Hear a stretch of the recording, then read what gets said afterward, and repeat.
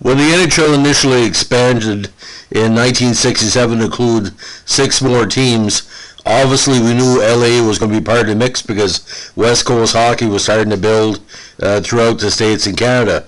But we never envisioned within 5 years there were going to be a second Major League Hockey team on the West Coast and in LA. And even though it didn't last that long, in its way, it was successful to the level it could be successful. Now, today we're going to be talking about the interesting case of the LA Sharks. Now, the Los Angeles Sharks played the WHA from 1972 to 1974. Now, they skated at the LA Memorial Sports Arena, but they sometimes skated at the Long Beach Sports Arena when the sports arena had other contractual obligations. Now, after the 74 season, the franchise moved to Detroit to become the Michigan Stags, and again mid-season to Baltimore, become the Baltimore Blades. Now, the initial squad was going to be called the LA Aces, but took the Sharks name after a proposed San Francisco Sharks franchise, not to be confused with the current NHL San Jose Sharks. That team of 4, of course, was transferred to Quebec and became the Nordiques before the WHA began play. They, of course, kept the original colors from the name Aces, red and black being the colors of the suits and a deck of cards. Now, the distinctive logo really stood out for a lot of people, and being involved with broadcasting on KTV and KNX, it had a lot of what you call underground fans that really enjoyed watching the team play.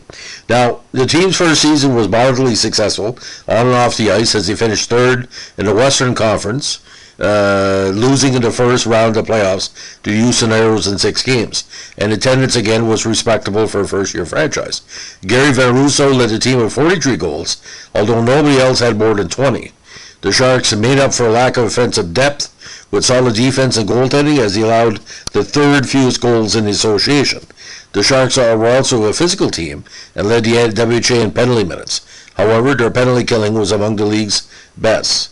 Now, in the second season, the Sharks could not capitalize on their successful opening campaign and sank to last place in their second year. They had the league's worst record, scored the fewest goals, and allowed the second most goals. This drop-off coincided with a resurgence across town by the NHL's LA Kings, who qualified for the playoffs in the 74 season for the first time in 5 years, of course due to the great Marcel Dion, Rogie Vachon, and all the top players there. Unfortunately for the Sharks, attendance dropped considerably, and after season's end it was announced that the Sharks would relocate to Detroit and become again the Michigan Stags.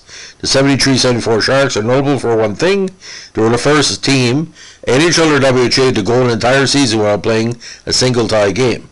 Now, at the time, the WHA rules provided for a 10-minute sudden death overtime. If no team scored after 10 minutes, the game was a tie. This resulted in much fewer tie games than the NHL, but even so, the Sharks were the only team to go an entire season with 0 ties. Now, 73 campaign, 37, 35, and 6 for 80 points. Again, 259 goals for, 250 against, and of course what stands out, nearly 1,500 minutes in penalties. Weren't a dirty team, but are always in a penalty box. 74, 25, and 53. Goals for, 239. Goals against, a terrible 339. Now, 3 years after the Sharks left for Michigan, founding owner Dennis Murphy, along with Walt Marlowe and later James Browett, created the Long Beach Sharks to play in the Long Beach Sports Arena, former home of the Sharks, in a new Pacific Hockey League, a West Coast-based minor pro association 77. The Sharks even revived the uniforms and logo worn by their WHA predecessors. The Sharks would eventually finish in 4th and last place with a 15-27 record.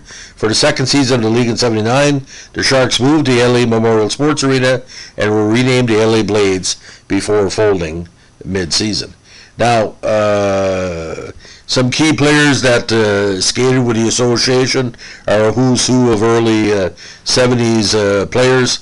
Bart Crashley, of course, Russ Gallo, Tom Gilmore, Ted Hodgson, Paul Oakenson, of course, Bob Jones, the Washington Capitals star, Jean-Paul LeBlanc, Jimmy McLeod, Jerry Dorowski, Bob Perreault, Steve Sutherland, Joe Souza, the great Mark Teddiff, of course, Gary Villarusso, Jimmy Walton, Alton White, and the key with the Sharks, ladies and gentlemen, Damon had a head of a West Coast, what do you call, influence in the WHA. San Diego Mariners were around at the time as well.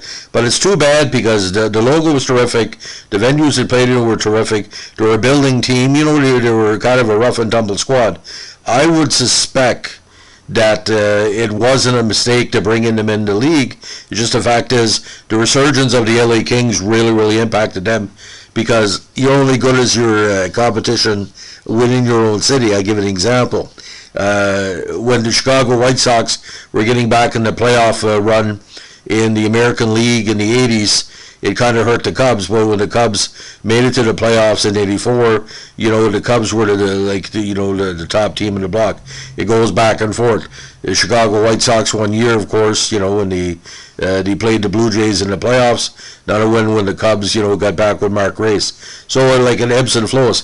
But I mean, when you only have really 4,000 people, you know, on the top of their hats going to go to a game, and you need 8,000 people to survive. The Sharks weren't going to survive. The only shark that could stay in the pond was the Kings.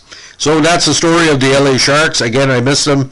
Their logos were terrific, and I do see aspects of the Sharks color scheme and design in the modern NHL. And if you can say anything, do worse. If you can find a original of the Sharks jersey, pick it up. It really stands out, because it's not really an aggressive shark.